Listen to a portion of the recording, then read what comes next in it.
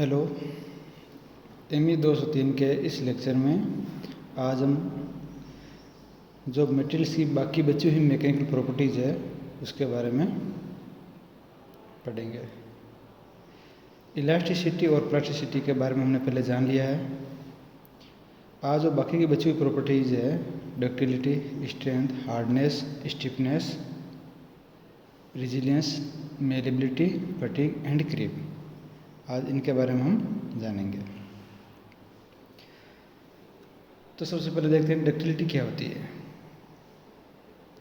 Ductility को हिंदी में कहते हैं तन्यता। क्या कहते हैं? तन्यता। It is the measure of the plastic deformation a material can undergo under tensile force without fracture. यानी कि किसी मटेरियल पर यदि हम टेंसिल फोर्स अप्लाई करें तो वो बिना फ्रैक्चर हुए उसमें जो प्लास्टिक डिफॉर्मेशन होता है उसके मेजर को हम डक्टिलिटी कहते हैं। इस गुण के कारण धातु के पतले तार खींचे जा सकते हैं। किसी धातु की तन्यता उसके टूटने से पहले लंबाई में प्रतिशत वृद्धि या दैर्ध्य वृद्धि द्वारा प्रकट की जाती है। तन्यता, यदि किसी धातु की हम तन्यता देखें तो सर्वाधिक तन्य धातु कौन सी है? गोल्ड। मतलब कि गोल्ड के हम पतले तार आसानी से खींचे जा सकते हैं। मतलब मैक्सिमम प्लास्टिक डिफॉर्मेशन शो करता है। यदि और हम ऑर्डर ऑफ डक्टिलिटी देखें अलग अलग धातुओं का तो गोल्ड है, गोल्ड के बाद में प्लेटिनम, प्लेटिनम के बाद में सिल्वर, आयरन, कॉपर, एल्यूमिनियम, निकल, जस्ता, टिन और लीड।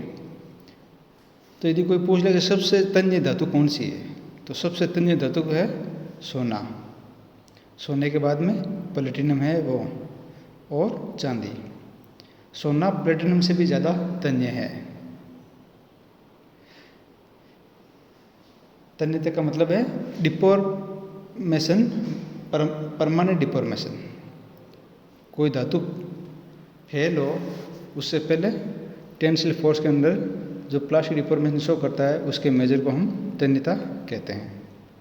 जो मैक्सिमम प्लास्टिक डिफॉर्मेशन शो करेगा उस धातु की तन्यता मैक्सिमम होगी। तो इस प्रकार सोना है वो प्लेटिनम से ज़्यादा तन्य धातु है। धातुओं में तन्यता गर्म अवस्था में ठंडी अवस्था की अपेक्षा बहुत कम होती है। इसीलिए तारों को जो तार होते हैं तारों को सामान्यतः ठंडी अवस्था में ही खींचा जाता है, जबकि कांच गर्म अवस्था में अधिक तन्य होता है और उसके तार खींचे जा सकते हैं। यदि कांच ठंडा है तो वो टूट जाता है, चटक जाता है, लेकिन यदि हमने कांच को गर्म कर दिया तो उसमें तन्यता के गुण आ जाते हैं और उसके बाद उसके तार खींचे जा सकते हैं। Very less ductile material are called brittle which can not afford even a very small deformation. This property of material is called brittleness. अब यदि धातुओं की तन्यता कम होती जाती है, धातुओं की तन्यता कम होती जाती है और एक समय ऐसा होता है जब कई धातुएं ऐसी होती है जो बिल्कुल भी प्लास्टिक डिफॉर्मेशन शो नहीं करती, बिल्कुल भी डिफॉर्मेशन है वो एफर्ट नहीं कर सकती लोड के अंदर में।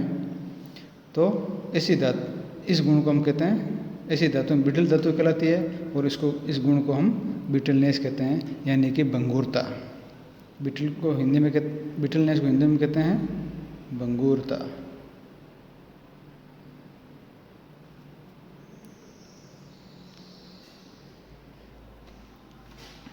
अब इसके बाद अगली प्रॉपर्टी के बारे में देखते हैं। अगली प्रॉपर्टी है resilience. It is the strain energy that can be absorbed by the material without plastic deformation up to elastic limit. तो रेजिलियंस एनर्जी क्या है?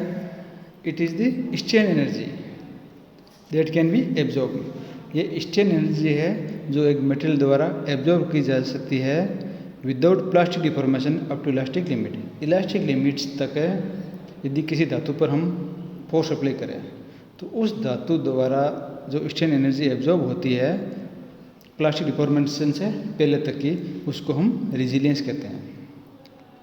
Resilience is closely related to toughness. Resilience और टफनेस में बहुत close relation होता है। Resilience तो capacity of material to absorb energy when it is elastically deform.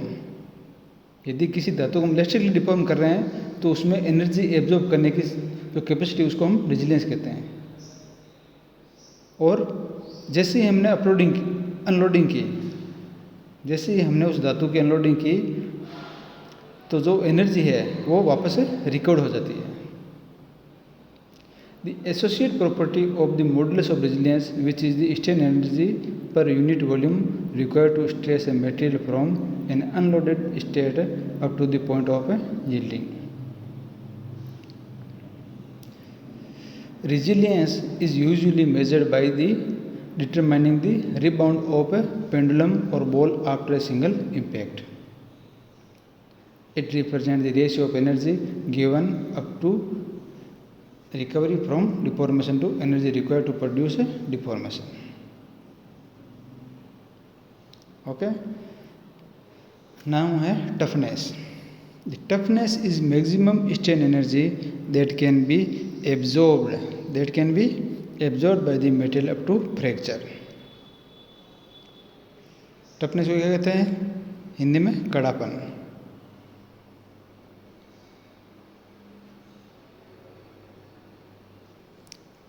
Sorry, किसको कहते हैं? टफनेस को। कड़ापन किसको कहते हैं? टफनेस को। टफनेस को हिंदी में कहते हैं कड़ापन।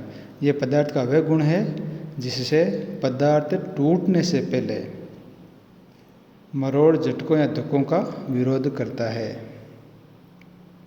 सो the toughness is the ability of the material to absorb the energy during plastic deformation up to fracture. Fracture होने से पहले तक यदि कोई मटेरियल पे हम फोर्स अप्लाई कर रहे हैं किसी भी प्रकार का, तो उसमें एनर्जी एब्जॉर्ब करने की क्षमता को हम टफनेस कहते हैं। Okay. Toughness of a material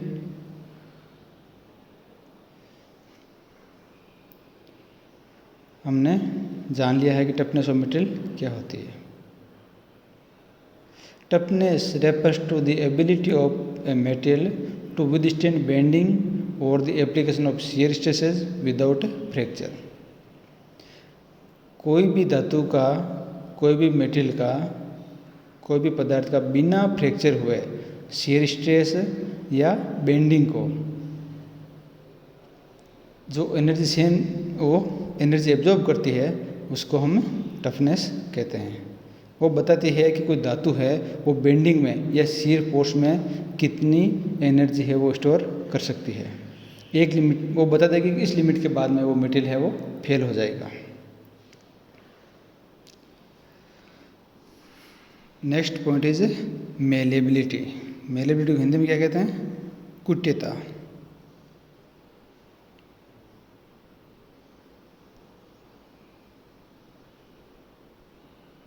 malleability को हिंदी में कहते हैं कुट्यता।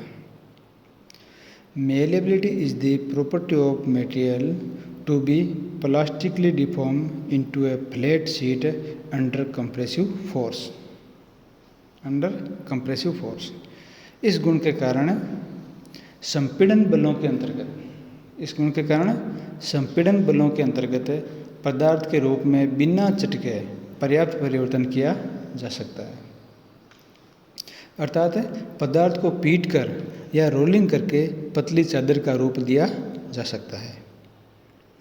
कोई पदार्थ है उसको यदि हमें चादर बनानी है उस पदार्थ की, तो कंप्रेसिव फोर्स के अंडर में कोई पदार्थ है जो डिफॉर्म होता है प्लास्टिकली और एक चादर के रूप में वो कन्वर्ट हो जाता है, तो इस गुण को हम कह सकते हैं मेलेबिलिटी। ये बताता तो ये परमानेंट डिफॉर्मेशन या प्लास्टिक डिफॉर्मेशन ही बताता है, लेकिन under the compressive force. Malleability और डक्टिलिटी में क्लोज रिलेशन है, रिलेशन तो नहीं कह सकते लेकिन क्लोज, बहुत ही क्लोज है दोनों एक दूसरे से। डक्टिलिटी में तो होते हैं plastic deformation under the tensile forces, और मेलेबिलिटी में plastic deformation under the compressive forces. पिटवा लोहा है, एल्यूमिनियम है, पीतल, तांबा, सोना, चांदी, ये जो पदार्थ है ये मेलेबल पदार्थ है, ये कुटी पदार्थ है। So the malleability, the ability of the metal to be form by hammering और rolling is called malleability. Hammering और रोलिंग के अंदर में यदि किसी मेटल को हम डिफॉर्म करके कुछ चादर वगैरह बनाना चाहते हैं, पतली शीट के रूप में हम उसको कन्वर्ट करना चाहते हैं, तो इस गुण को हम मेलेबिलिटी कहते हैं। जो जितनी इजीली पतली शीटों में कन्वर्ट हो सकता है मटेरियल, उसको उसकी मेलेबिलिटी क्षमता उसकी मेलेबिलिटी उतनी अधिक होती है। Lead is good example of A malleability, but gold is a most malleable. मतलब गोल्ड है वो बहुत ही अच्छी धातु है मेलेबल के हिसाब से। और हमने देखा था कि जो गोल्ड है वो डक्टिलिटी में भी अच्छा है, डक्टिलिटी भी गोल्ड की सर्वाधिक होती है। Malleability differs from ductility in the sense that ductility is considered a tensile property whereas the malleability a compressive property. ये बहुत ही इम्पोर्टेंट पॉइंट है, मेलेबिलिटी और डक्टिलिटी कैसे एक दूसरे से डिफरेंट है। Ductility is considered as a tensile property, okay, जबकि मेलेबिलिटी है वो एक है कंप्रेसिव प्रॉपर्टी। किसी धातु पर, किसी पदार्थ पर जब हम कंप्रेसिव फोर्स लगाते हैं, जब कंप्रेसिव फोर्स लगाने पर जब वो प्लास्टिक डिफॉर्म होता है, वो शीट में कन्वर्ट होता है, तो उस प्रॉपर्टी को हम कहते हैं मेलेबिलिटी। जो जितना ज़्यादा प्लास्टिक डिफॉर्मेशन शो करेगा अंडर द कंप्रेसिव फोर्स, उसकी मेलेबिलिटी उतनी अधिक होगी। और जो टेंसिल फोर्स में जो जिनको खींच के पतले तारों में कन्वर्ट किया जा सकता है, पतले तार बनाए जा सकते हैं, ऐसी प्रॉपर्टी को हम डक्टिलिटी कहते हैं। ये बहुत ही इम्पोर्टेंट पॉइंट है जो हमें नोट करना जरूरी है। अगला जो पॉइंट है वो है स्ट्रेंथ। स्ट्रेंथ को हिंदी में कहते हैं सामर्थ्य।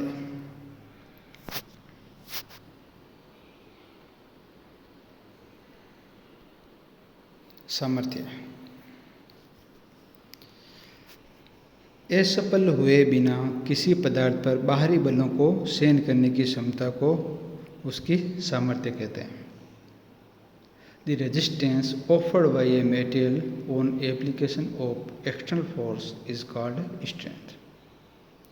यदि किसी मटेरियल पर हम एक्सटर्नल फोर्स अप्लाई कर रहे हैं, तो एक्सटर्नल फोर्स अप्लाई करने पर जो मटेरियल अपना रेजिस्टेंस ऑफर करता है against the application of force, तो उसको हम स्ट्रेंथ कहते हैं। किसी पदार्थ की सामर्थ्य की माप उसके चटके बिना प्रति इकाई क्षेत्रफल पर उसके द्वारा वहन किए गए अधिकतम बल या उसकी अंतिम प्रतिबल तीव्रता द्वारा प्रकट की जाती है। इसको क्या कहते हैं हम? Ultimate strength. प्रत्येक पदार्थ की बाहरी बलों को सहने की सामर्थ्य पृथक होती है। इस्पात है, पीटवा लोहा है, एल्यूमिनियम है, तांबा है, ये जो धातुएं होती है ये तनाव और संपीड़न में लगभग समान सामर्थ्य रखते हैं। यानी कोई मटेरियल है तो मटेरियल द्वारा एक्सटर्नल फोर्स पर जो रेजिस्टेंस ऑफर्ड होता है वो हर एक मटेरियल के द्वारा अलग अलग होता है। सेम ही मेटल द्वारा जो टेंसाइल स्ट्रेंथ है या कंप्रेसिव स्ट्रेंथ है, ये दोनों डिफरेंट हो सकती है। हो सकता है कि कोई मटेरियल है वो टेंसाइल में डिफॉर्मेशन के लिए अधिक रेजिस्टेंस शो करे और कंप्रेसिव के लिए वो कम रेजिस्टेंस शो करे।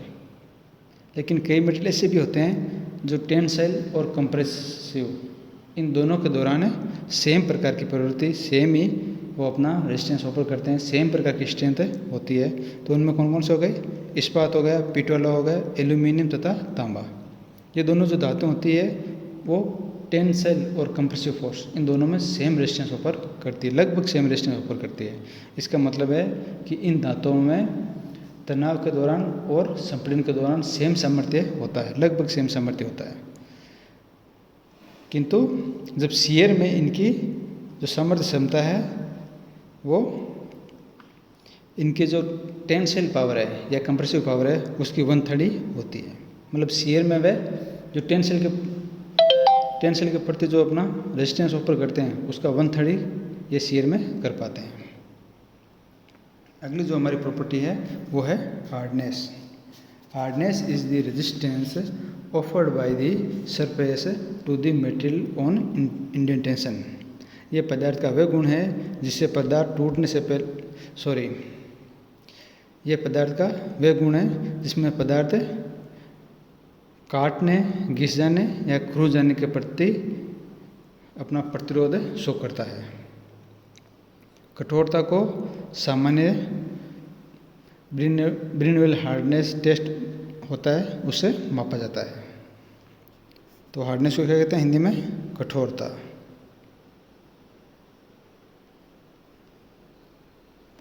Okay, next the point is stiffness, the ability of the material to